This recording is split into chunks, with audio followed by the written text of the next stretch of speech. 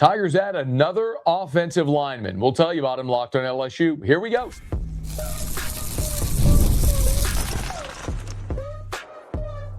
You are Locked on LSU, your daily podcast on the LSU Tigers. Part of the Locked On Podcast Network, your team every day. Okay, let's get it. It is Locked on LSU, your team every day. I'm your host, Matt Moscona. Thanks so much for making us your first listen. We're free, available wherever you get great podcasts. Of course, on YouTube as well, so please subscribe as always.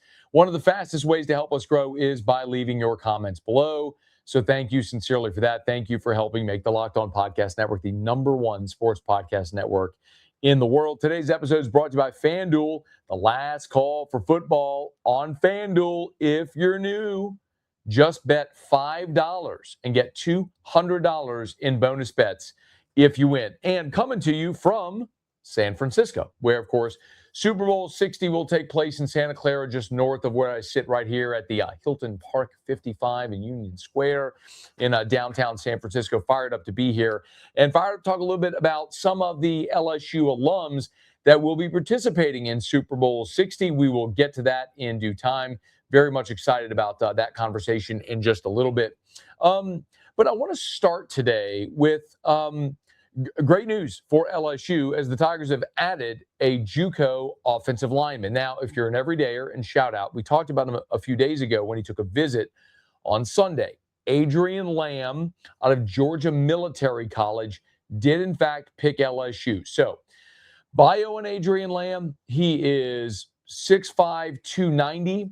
As a matter of fact, if you look at his bio from Georgia Military College, they actually have him at 6'6" and over 300 pounds during his redshirt freshman season this past year at Georgia Military College. So you're talking about a guy who redshirted in 2024, played 10 games at Georgia Military College in 2025 as a redshirt freshman, 6'5", over 300 pounds, massive offensive tackle who hits the portal, had offers from Georgia, Alabama, Auburn. I say it all the time, less interested in what your star rating or your ranking is. I'm more interested in what schools offered you who is interested. Well, you're talking about you just beat Alabama, Auburn, Georgia for this offensive lineman who is originally from Beaufort, South Carolina. So in the JUCO rankings, he is in the composite. He is the number 235 overall player, the 29th best offensive tackle. And you may look at that and go, 29th offensive tackle in JUCO. But I'm going to say it again. I don't care that he went to Georgia Military College. I don't care that he's the number 29 JUCO offensive lineman. What I care about is the fact that this LSU staff thought enough of him to scout him and say, we like that guy. We think that we can develop him and he can be of great value to our program. And clearly, that's what they've done here with a guy like Adrian Lamb. Oh, by the way, Bama, Georgia, Auburn all wanted him as well. So who do you care more about? The 24/7 JUCO composite rankings or what the LSU coaching staff says? Now, an important thing to talk about here with Lamb is he's going to count for the 2026 class. This is not a transfer portal addition. He's going to sign on Wednesday in the February signing period, and then he'll be a part of this 2026 signing class.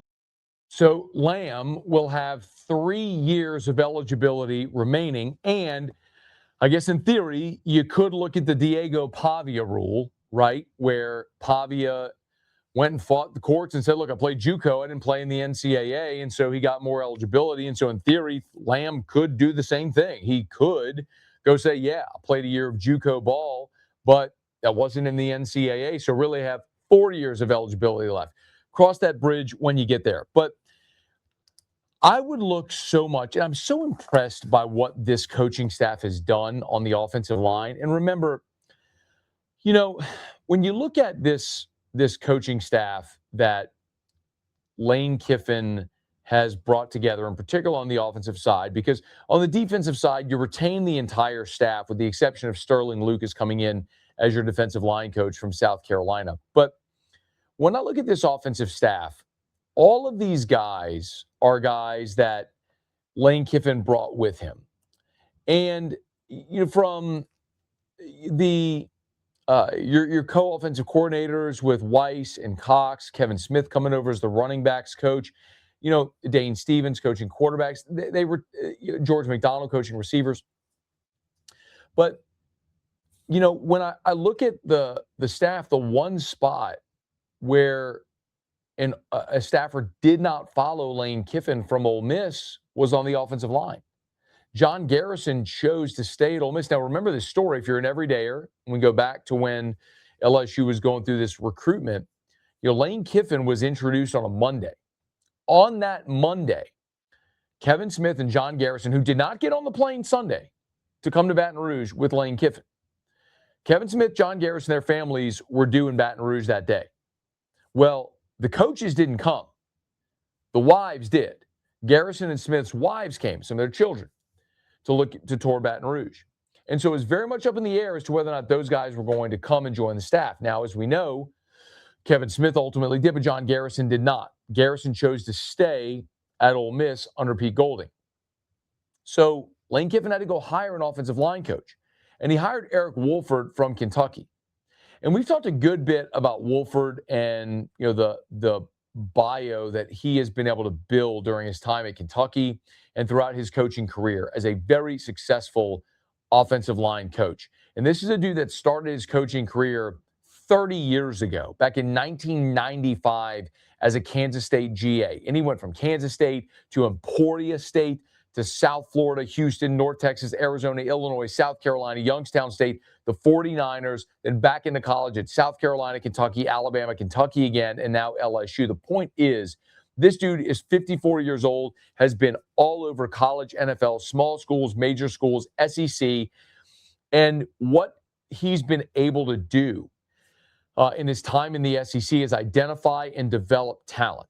We talked about some of the guys at Kentucky that they've recruited, developed, that have become professional football players. Some who played for, the New Orleans Saints, even in fact here locally in Louisiana. But all that to say, do you trust their scouting and their ability to evaluate talent, get guys here and develop? It is so easy to look at Jordan Seaton and be impressed. That guy coming in from Colorado is very likely going to be next year in the 2027 draft, stays healthy, has a great year, all that stuff, is very likely going to be the first offensive tackle off the board. We could talk about Aluba coming in from Maryland. Top 100 prospect, 1 year at Georgia, transfers to Maryland, 2 seasons as the starting right guard. He's been awesome. Like, some of those are obvious and easy. But I look at things that are so interesting, like Jaquan Sprinkle from NC State, Jacolby Jones, who came to LSU from JUCO. Now, another JUCO player, and Adrian Lamb coming in. And ultimately what it boils down to is these are guys that this coaching staff looks at and says, you know what? I could go sign an 18-year-old high school senior. I could. And get them on campus and hope they grow and develop, et cetera. But the odds are, after 1 year, a quarter of that class leaves. After 2 years, another quarter leaves. So after 2 years, 50% of your high school signing class is gone. So would you rather go sign 18-year-olds as depth pieces that need time to grow and develop? Or would you rather go to the JUCO ranks and sign a guy that was a former top 100 player, was at Georgia, we're talking about Aluba in that instance, but here in Lamb specifically, here's a guy that is from South Carolina, went to Georgia Military College, redshirted, started 10 games in 2025, now is going to transfer and has interest from Georgia, Alabama, Auburn, and picture. Would you rather a guy go in his third year of school with either 3 or 4 years of eligibility remaining who's already played 2 years of college football, or an 18-year-old? That's the difference. I say it all the time, y'all. We have to reframe how we think about building a roster in college football. And Lane Kiffin is showing you that path with his staff. The two biggest needs that LSU had in this cycle, offensive line and receiver, because you lost all your receivers. And look at what they did. They went and got some top-tier guys. You went and got Trey Wilson from Florida, who's a former 5-star guy. You got some dudes, but you also went and got Jackson Harris from Hawaii, who was an All-Mountain West selection, who averaged 20 yards a reception this past season. You went and got guys out of West Florida and out of Southern. You got guys that you feel like you can grow and develop who already have college experience. So it's the way that they're managing to build this roster. It's very impressive and just different from the past. But Adrian Lamb, here's the latest. If nothing else, even if Adrian Lamb doesn't end up being a key contributor at LSU, you're an LSU fan, guess what? You got bragging rights, dog. You beat out Bama, Georgia, Auburn for this guy that they all wanted here coming out of the JUCO ranks, and the Tigers landed him to add to this incredible offensive line portal cycle. Some of the big names we've talked about, but also guys who are going to help build stability over time on the offensive line. William Satterwhite, center coming in from Tennessee. Darren Stray, the tackle coming in from Kentucky. Guys with SEC experience who are going to be able to grow and develop into starters on this LSU offensive line. Now, we know that the current state of LSU football appears to be in really good hands. And man, what a legacy a lot of those guys are setting in the NFL ranks. I'm here in San Francisco for the Super Bowl on Radio Row, and I'd love to spend a couple of minutes talking about some of these guys that are here this week. It's Locked on LSU. It's your team every day. I'm Kalia Butler, host of Locked On Women's Basketball, and this is Mazda's Women's Basketball Snapshot, celebrating the work no highlight reel can ever capture. Number 1 ranked UConn dominated Tennessee 96-66, turning a halftime tie into a historic win and avenging last season's loss by delivering the largest margin in the rivalry's history. AZ Fudd had 27 points and Sarah Strong added 26 as the Huskies remain perfect on the season, reminding everyone why they are the reigning national champions. In the Big Ten, number 2 UCLA rolled past number 8 Iowa 88-65, powered by 22 points from Angela Dukelich and a huge advantage in the paint, staking their claim as a national threat. These moments are earned off the clock, those long before the lights ever come on. The sweat, the fakes, the doubt, the scrapes, and coming back for more every time. Mazda puts that same drive into every detail. Wins define the moment, putting in the work, that defines you. There's more to a Mazda because there's more to you.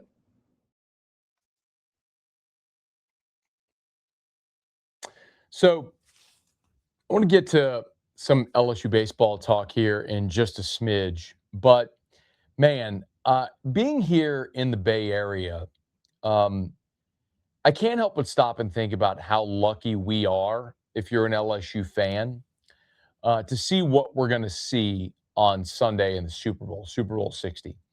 And look, this will be 25 years in a row. That's a record. 25 years in a row that LSU will have a participant in the Super Bowl. And there's only 2 SEC schools this year that will not have a participant, Kentucky and Texas A&M. But when I look at what LSU has put into this game, man, listen, I'm not a Patriots hater. I know there's a lot of people, sports fans, who look at New England and the great run that they had. The 6 Super Bowls that Tom Brady and Bill Belichick won together over their incredible run. And it's pretty natural, I think, for sports fans to loathe legacy. People don't like dynasties, but they are interesting. I tend to look at it differently. I really respect and admire the fact that we have the opportunity to watch these incredible athletes achieve greatness. When I think back, I didn't have the fortune to watch Pete Maravich. I didn't get to watch some of the great dynasties. Like I didn't get to watch Notre Dame of the 40s or Oklahoma of the 50s, some of the great historical programs in whatever sport it may be. And, as a result, I try to to be very mindful when we are watching greatness to be aware of it. Watching Tiger Woods, the greatest, most dominant golfer we've ever seen in his prime, is something I'll be able to tell generations about. So, I think about the Patriots, and I guess I've never really hated them because of their success. I know a lot of people don't like the Deflategate or the Spygate, or you don't, like Bill Belichick because the cutoff hoodie and all that stuff. I just don't care. I just was more impressed by their success and longevity. I would never consider myself a Patriots fan, but I also didn't hate them. I was able to admire what they did. So when you look at the game this weekend with the Patriots and the Seahawks, I mean, quite honestly, as a Saints fan, the Beastquake in 2010 was a brutal memory for New Orleans in the playoffs. So for that reason alone, I would cheer against Seattle. But, when I look at this weekend's game, and being here in San Francisco, it's really cool that here on Tuesday, as we're recording this, the media availability for the Patriots included Will Campbell, Kayshon Boutte, Braden Swinson. Caleb on Chasson. Right at the shoot. First three names on the media availability for the Patriots were three LSU guys. And that wasn't set up for me. That's just how they presented it. And you can't help but be really excited about those guys. I mean, Will Campbell is a Louisiana guy from Neville who came to LSU, grew up bleeding purple and gold, but cut off his arm to wear that uniform. Is the fourth overall pick, had a really great start to his rookie season, had an unfortunate injury, which has certainly affected his quality of play at the end of the season. And then I think the rookie wall is a very real thing. Whenever he's used to playing 12 games, high school 15. Now you talk about 3 preseason games, which he played because, he was going to be starting. The 3 preseason games, 17 regular season games, now 3 postseason. That puts you at 23. Sunday will be Will Campbell's 24th game of the season. So, yeah, man, you're injured, you hit a rookie wall. That's a natural thing that's going to happen. But Campbell's a great story. Kayshon Boutte, coming out of the Acadiana area, a guy who in 2020, the 300-yard receiving game and LSU single-game record against Ole Miss in the rain, was awesome in 2021 until he broke his leg against Kentucky and just never regained his form until now. And the thing I think a lot of people lose sight of, Kayshon Boutte is 23 years old. Let me say that again. Kayshon Boutte is 23 years old. He is just scratching the surface of his potential and ability. At one point, he was a projected number 1 draft pick. The injury derailed that and some of the off-the-field stuff. But it's so good to see Boutte regaining that form and now having an opportunity to play in the Super Bowl. Caleb on Chasson, dominant edge rusher at LSU, first-round draft pick. And the reality is, sometimes circumstance and situation matters, man. Caleb on Chasson was a first-round pick of the Jacksonville Jaguars, and it just didn't work there. He goes to New England. Mike Vrabel, a brilliant defensive coach, says, yep, I know what to do with that. Brings him in, and Chasson has an incredible year, a renaissance of sorts. And you see that at all different positions in the NFL with guys picking different spots. Just look at Sam Darnold, man. Sam Darnold's on his 5th NFL team, and he's got Seattle in the Super Bowl. So sometimes it's just about being in the right spot in the right situation. And then Braden Swinson, guy that was drafted by the Patriots, was on their practice squad. It was a threat that he was going to be signed off the practice squad, so the Patriots signed him to the active roster. Hasn't made a giant impact on the field, but a guy that still has a really bright NFL future as well. And then on the Seahawks side, Anthony Bradford is getting an opportunity now. After playing on the national championship team, Bradford's getting an opportunity to he wasn't a starter on the national championship team, but Bradford's now getting an opportunity to start in a Super Bowl on Sunday for the Seattle Seahawks, which is just awesome to see. So, all that to say, 4 guys from LSU, including great stories like Campbell, Chasson, Kayshon Boutte. Hard not to pull for the LSU guys wearing the New England red, white, and blue on Sunday. But let me know who you're cheering for. Feel free to drop your comments below. I'd appreciate that greatly, as always. Now, We are inching closer, y'all. Once the Super Bowl ends on Sunday, we will be less than 2 weeks out from the season opener, LSU baseball against Milwaukee. And we are going to start ramping up our baseball coverage here on Locked on LSU because this Jay Johnson team is going to be awesome. They're super talented. If you missed it, we did our LSU baseball season preview a few episodes back. Please go listen or watch that episode. We'd greatly appreciate that if you'd share it as well. But we're going to dive into a little deeper into the LSU baseball team here with a few more accolades in the preseason as we continue Locked on LSU. It's your team every day. Today's episode is brought to you by TurboTax. Tax season doesn't have to take over your life. This year, TurboTax is making it easier than ever to just hand things off and move on with your day. With TurboTax Full Service, you can have your taxes done for you by a trusted local expert start to finish without the stress or guesswork. Instead of spending hours trying to figure out forms, you can meet with a local TurboTax expert in person or connect online. They handle everything from W-2s to self-employment forms, and they work to get you every deduction. It's a huge time saver and gives real peace of mind knowing an expert is handling it. For a limited time, you can have your taxes done by a local TurboTax expert for just $150 all in if a TurboTax expert didn't file for you last year. Just file by February 28th. Take taxes off your plate and get back to your life. Visit TurboTax.com/local to book your appointment today. And today's episode is brought to you by FanDuel. Y'all, you know the drill. It's the last call for football on FanDuel. One final Sunday, one last kickoff, the final chance to get in on the action before the NFL season officially comes to a close. This is Super Bowl 60, and FanDuel is making sure you're right in the middle of it with a special offer just in time for the biggest game of the year. Whether you're backing the favorite, riding with the underdog, or building one last same-game parlay, this is the game everyone's been waiting for. This is where predictions turn into plays, stats turn into storylines, and every snap feels bigger.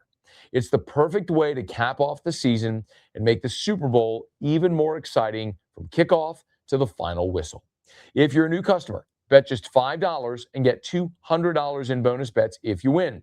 Make it count because after the Super Bowl, the season is over. Last call for football on FanDuel, an official sportsbook partner of Super Bowl 60. Visit FanDuel.com to get started. Well, great news for Jay Johnson and the LSU baseball Tigers as LSU is set to kick off, or first pitch of the season is set on Friday, February 13th. Friday the 13th, I know, but the Tigers will begin the season as the #1 team in America. The USA Today baseball coaches preseason poll has the Tigers #1 in the country. LSU was also rated #1, by Perfect Game, and #2 by D1 Baseball and Baseball America. So in all four polls, they're either first or second. The season will start when LSU plays Milwaukee, 2 o'clock in the afternoon on Friday the 13th, with a great opportunity for the Tigers to start their title defense with a resounding weekend. Everyone asks about the starting rotation, and justifiably so. If you caught our season preview episode, told you we're very likely expecting Evans, Cooper Moore, William Schmidt. Now, there is a possibility that William Schmidt starts on Friday of the opening weekend. However, in the final preseason scrimmage weekend, I've been told Schmidt is planning to go Sunday. So it's unlikely they would throw Schmidt on Sunday, turn him around, start him on Friday. However, it's possible because remember, when you go through these scrimmages, none of these guys are going to go beyond 40, 50 pitches. So if Schmidt does throw on Friday, he could absolutely turn around and pitch. If Schmidt throws on Sunday in the inter squad, he could absolutely turn around and throw on Friday 5 days later to open the season. I just don't know That's how they're going to approach it. As we talked about in that preseason opening preview, if you missed it, Evans is very likely the Friday guy. He's not fared very well from fall into now against his teammates. They've hit him pretty well. My contention and the contention of many is they've seen him 15 times from fall through these preseason workouts. And so, he throws his changeup 40% of the time. They've seen it a ton. If they're sitting changeup, they're probably going to have some success against it. So just one thing to consider. And how about Derek Curiel? Derek Curiel, All-American, freshman All-American, National Freshman of the Year, been named to the Perfect Game Top 100 Sophomores here in his draft year, the D1 Baseball National Freshman of the Year, College World Series All-Tournament team, a guy with 345 as a true freshman. Derek Curiel has been named a preseason first-team All-American by Baseball America. Curiel is going to make that shift from left field to center. Stanfield will move to left. This year, Jake Brown and right. Now, there's certainly possibilities where we could see Stanfield still play center, but you got 3 center fielders, man. You got 3 center fielders in that outfield, and I think this will be LSU's most dynamic outfield since Laird, Stevenson, and Fraley, where you had 3 center fielders that were just elite defensively.